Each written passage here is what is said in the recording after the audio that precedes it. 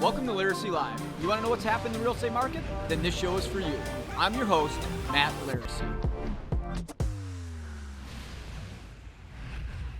So today we are talking about a controversial topic that is something that everybody loves to discuss, these exclusive pocket listings. So what we did is we gathered some questions of what people think a pocket listing is, what people talk about with it, why they're beneficial, why they're not. We talked to other agents, we talked to social media, what some of our sellers asked us, etc. We put it here. We're just going to read them off like we have in the past. So what is a pocket listing? So guys, for anybody out there that doesn't know what a pocket listing is a listing that is not currently on the market, that is being shopped in the private networks. So it's a way that to not be technically on the MLS. And that is what a pocket listing is. How can a realtor make something a pocket listing? Word of mouth. I could just be by myself knowing John Smith wants to buy a place. I could say, hey, John, I got a place coming on the market. That is a pocket listing. So it doesn't have to be on some sort of site. It could just be a word of mouth type of listing. A lot of stuff sells word of mouth, right? Haven't you ever heard of your neighbor selling it to your other neighbor? That's technically a pocket listing because it never went on the market. Now, when should you do a pocket listing? I personally hate pocket listings. I get it. People watching this are going to say I'm an idiot. Some people are going to say I'm an asshole. Definitely an asshole, not an idiot. But I will tell you that I only think you should do a pocket listing if in today's age, now if you listen to this 2 years from now, you're like, what is that about? But in today's age, people got kids and are afraid of COVID. Somebody's elderly and afraid of COVID. You want to just ask a stupid price that is definitely not worth it, but you want to see in case somebody was willing to overpay for something, or if you're a celebrity or public figure, okay? You're Michael Jordan, you don't want 5,000 people going to your house to get some pictures, pocket listing is beneficial. Otherwise, I believe put it on the market. What are the main advantages and disadvantages of a pocket listing? The main thing that people say is an advantage of a pocket listing is to build up hype, okay? We love hype. We as Americans want the exclusivity of what we can't have, right? And so a lot of people feel that, hey, somebody's might be willing to pay you a little bit more to be the first person on it.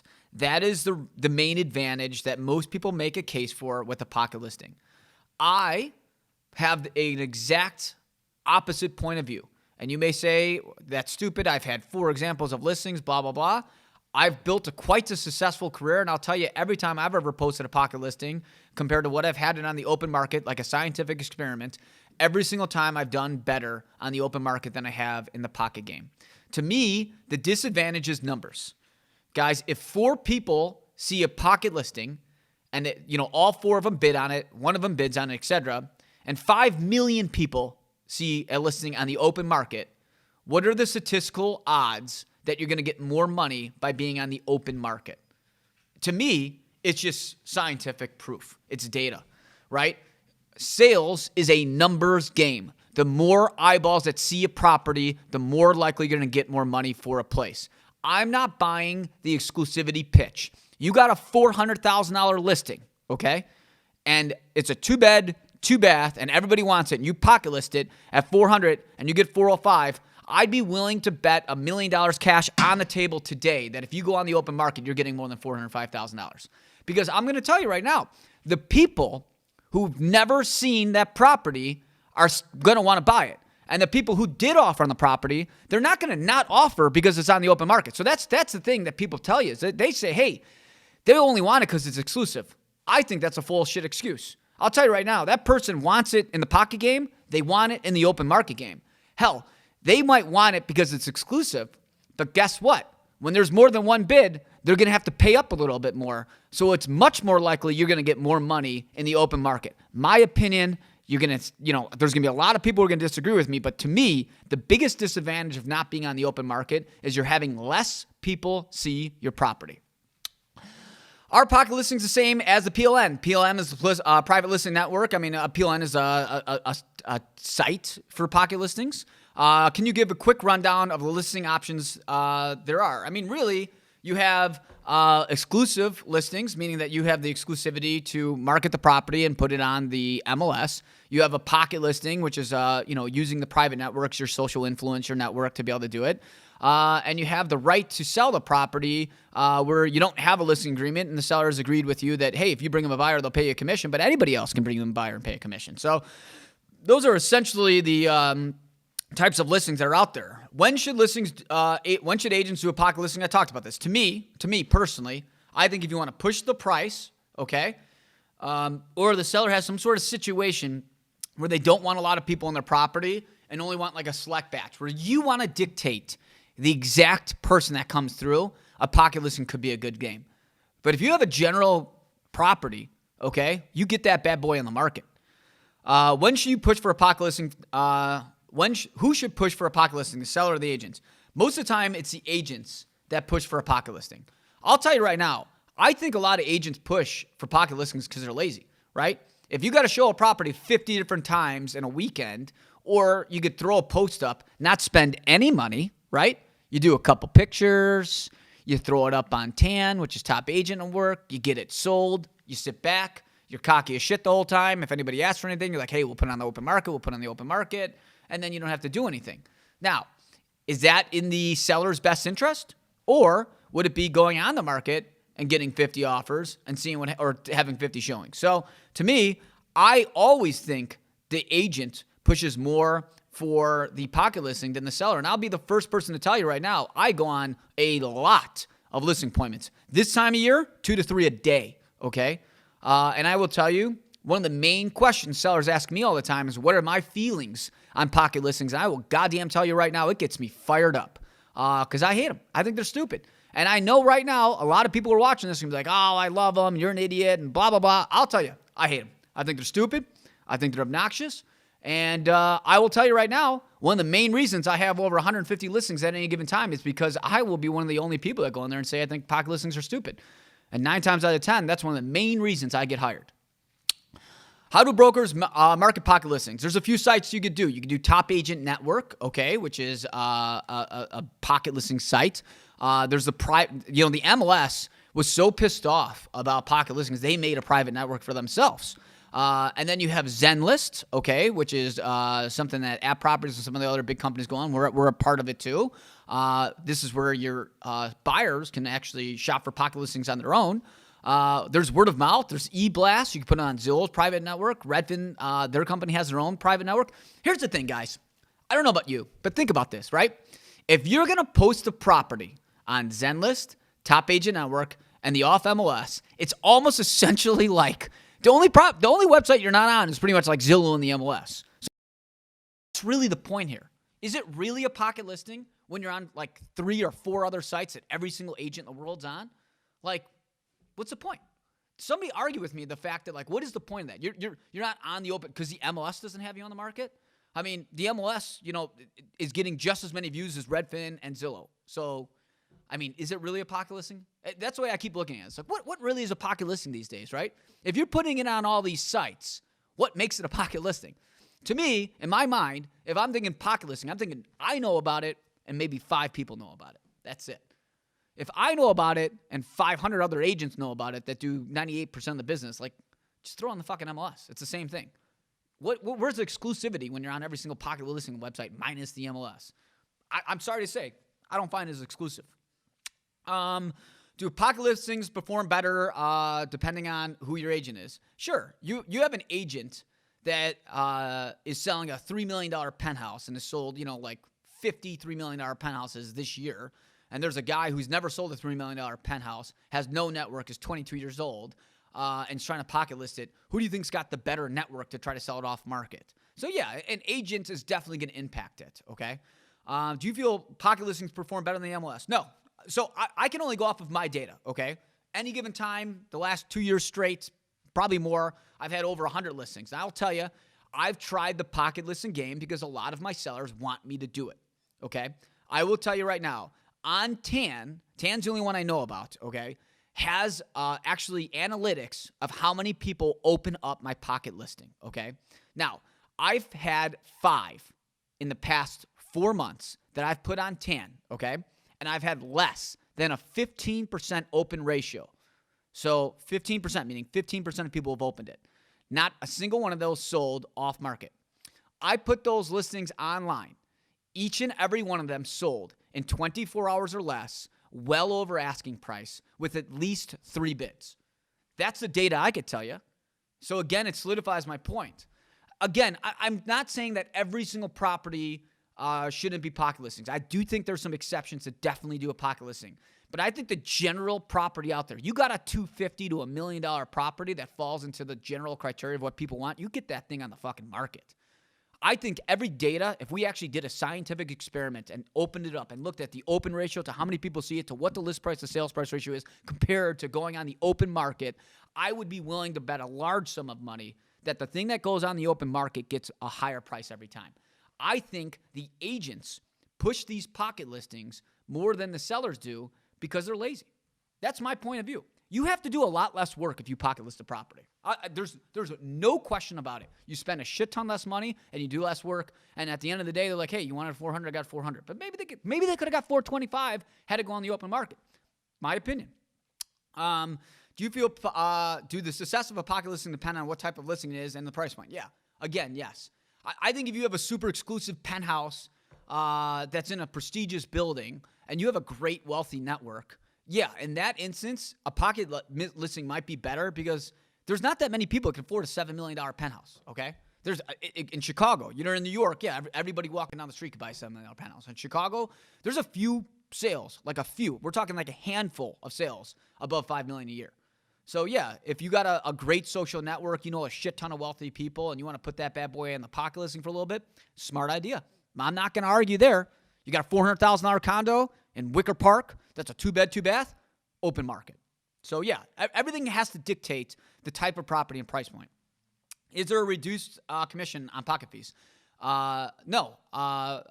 In fact, I've heard some agents will charge extra on pocket listings because then they're like, hey, we got you the price or more, and we exceeded your expectation.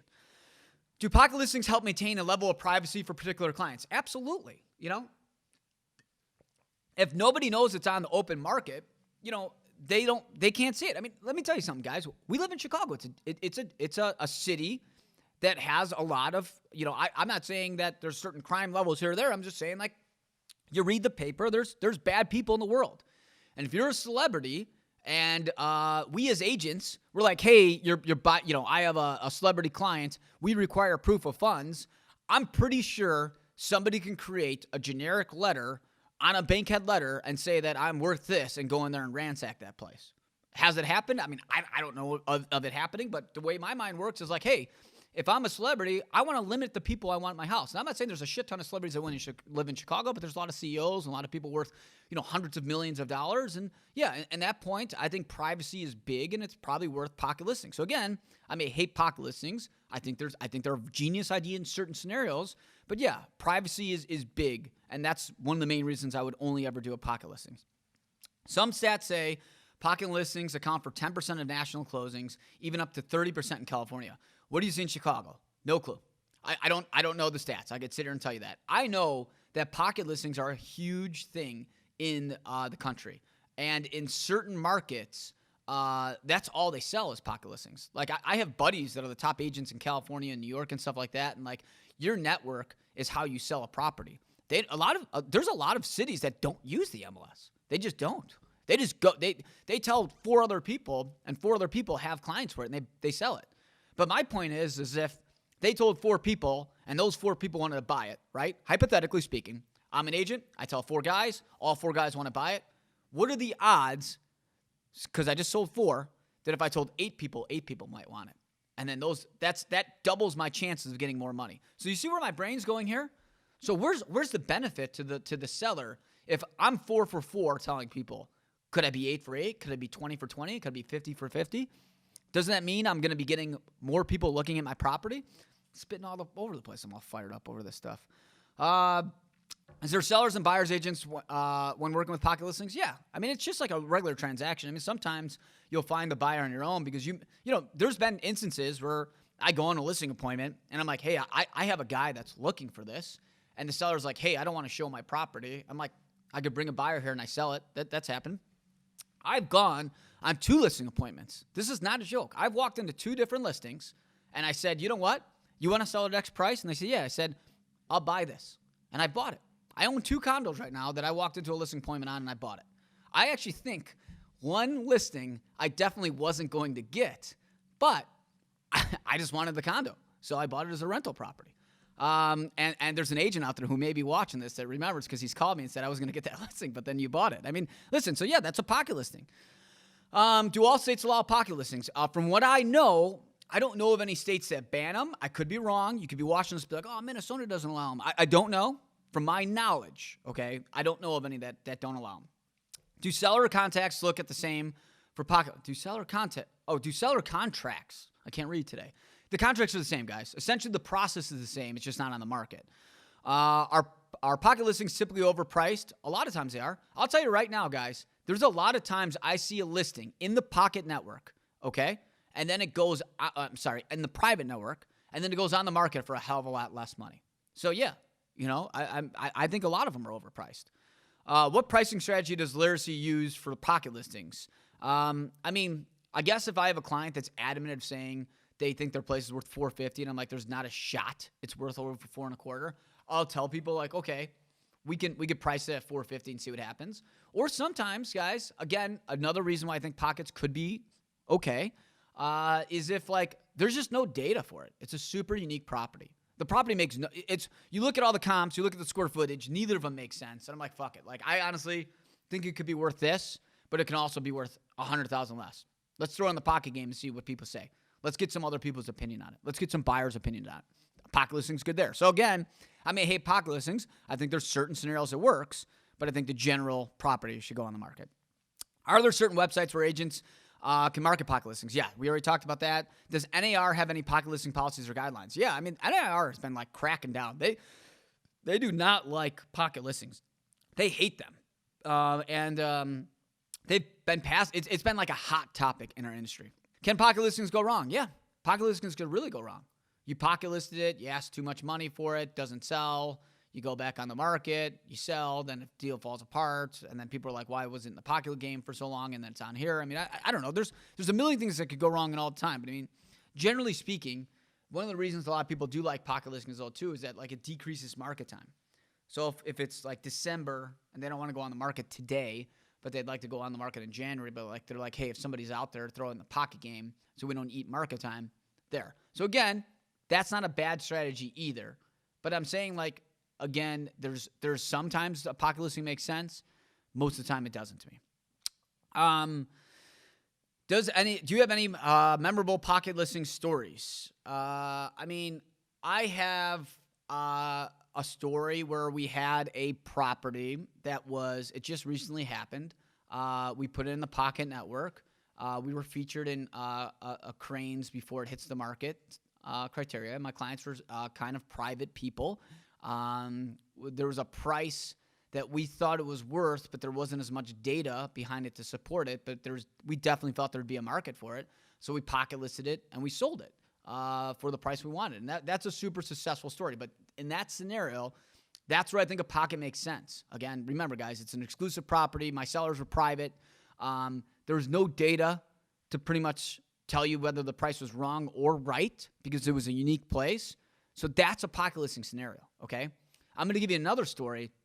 I have a property that I literally could not give away in Bucktown. Couldn't give away on the pocket listing. I was averaging less than 10% open ratio, $500,000 condo. Nobody was looking at it. I don't know. I thought it was a good place. I'm like, yeah, you know, and my seller was really big. He said the only reason he was hesitant to hire me is because I was the only one that didn't want to do pocket listings. So again, I said earlier, 9 out of 10 people will hire me because of pocket listings. There's still 1 out of 10 people that think the other way. Okay, so that's when you're going to lose. And this person was like, I like you and I want to hire you, but I want you to pocket for me first. I'm like, okay. So we pocket listed it. Nothing happened. I went on the open market. Literally, when we went on at 9 a.m., I was under contract by 8 p.m. that night. We had 3 bids over asking price.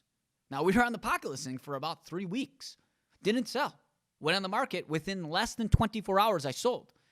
My seller was like, man, you sure were right about those pocket listings. I was like, hey, in a scenario like this, we're a dime a dozen type of property. We're under $500,000 place. That's where the most consumers are looking. That's when you want to be on the market.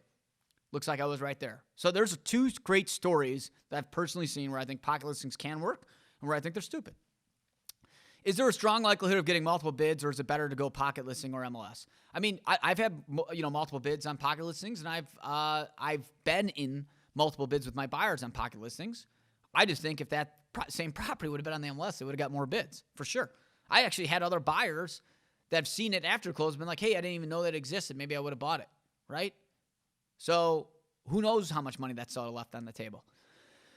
If you already have a specific buyer in mind, is a pocket listing the best route?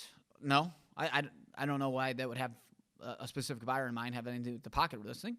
What are the biggest mistakes you see other agents making with pocket listings? I think they pocket list properties that should never be pocket listed. That's the biggest mistake. I think there are certain companies that promote the fact to do pocket listings, and from what I've heard, they get bonuses to do it, and I think they're just brainwashed to do it, and that's what I think the biggest mistake is. That's my personal opinion on it. It's a very, very controversial subject, and there's going to be a lot of people who are very upset that I say it, but that's just my feelings on it. What are the big mistakes to avoid when handling pocket listings? I mean, I've beat that to the dead horse here of all the different things that I think you could do wrong with them. Is it worth putting up private listings without pictures? I mean, yeah. I mean, listen, some people, we do have some really private sellers that don't even want any pictures. Now, that makes my job a lot more difficult, right? I'm selling a $5 million place. I got no pictures. I'm like handwriting, describing it. But there's another scenario, too, is if you got tenants. If there's tenants in there and the place looks like shit and you can't get pictures, but, it's like kind of in a hot area with a hot property. Yeah, I mean, get it. If you putting up on pocket listing, technically it's not working against you on a time frame perspective of market time. What does the NAR talk about restricting pocket listings have to do with the day-to-day practices? It just means there's certain rules you have to follow. That's really the biggest thing. Is there a way to put pocket listings on Zillow? Yeah, Zillow has a private network where we could go on there. So does Redfin. So does Zenlist. So does these other sites. Do listings normally sell for more or less when you pocket listed? I don't have the data for that. I don't. I have opinions on it, which I've talked about, but I don't have any concrete proof to tell you exactly X to X. I don't, and I don't know how anybody can. Because it's hard to say when things are pocket to that. Do you think pocket listings once sold should be placed on the MLS as sold off market? Why is this beneficial or not beneficial? Everybody closes it out on the MLS, okay? So when you pocket list it, you go on the MLS, you put it on the market for 24 hours, you change the status, and you sell it, and it says sold before print and agent remarks. It's just what it says.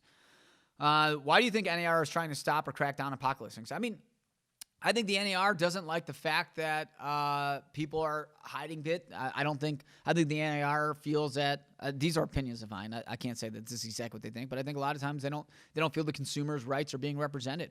They're trying to make it a fair practice, and sometimes pocket listings can be seen as not fair. There's a lot of people who do shady shit, and I think NAR thinks like, hey, doing pocket listings exposes more people to lawsuits. I mean, these are assumptions, but some of the articles I've read have kind of talked about stuff like this. What systems do you use to broadcast pocket listings? Like I said, you have Zillow, you have Redfin. Redfin is their own company, so like they do it their own is what I mean. You could do it on Zillow. You could do it in Top Agent Network. You could do it private MLS. You could do it on Zenlist. You could e-blast it to other agents. You could call other brokers. You could, word of mouth. I mean, this is what I'm saying. You could put it on so many other places, just not the MLS, and it's considered a pocket listing. So, at the end of the day, you have to think to yourself, what really is it these days with the technology? How important is it? All right, those are all the questions. My feelings on pocket listings. Let me know what your feelings are. Leave them in the comments. Let me know how much you love them or hate them. Let me know if you think I'm an idiot or I'm right. Let me know if you agree or disagree. I mean, it is a controversial topic, so it's good to hear. And listen, just because I don't like something doesn't mean that I'm right or wrong. It's just my opinion. Everybody's entitled to their own opinion. That's why they make red cars, black cars, and blue cars.